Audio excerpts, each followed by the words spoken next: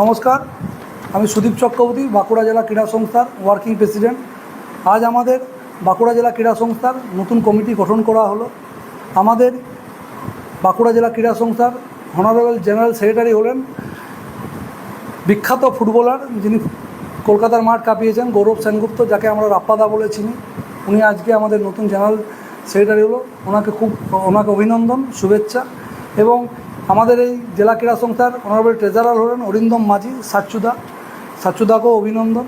এবং আমাদের football secretary হলেন অসীম চন্দ, ক্রিকেট সেক্রেটারি হলেন আলী মুর্তাজা, ভলিবল সেক্রেটারি হলেন অনন্ত বীর, অ্যাথলেটিক্স সেক্রেটারি হলেন চন্দ্রশেখর দাস, টুর্নামেন্ট সেক্রেটারি হলেন অলোক দাসমতক, কোচিং সেক্রেটারি হলেন Dipankar Goswami, plan and development secretary হলেন রণজিৎ দে, এবং অ্যাসিস্ট্যান্ট জেনারেল সেক্রেটারি হলেন এজিএস তিনজন, একজন বিষ্ণুপুর সাব ডিভিশন থেকে বরুণ কুমার দে, এবং অমরেশ গায়েন ও সুব্রত কুমার চট্টোপাধ্যায়।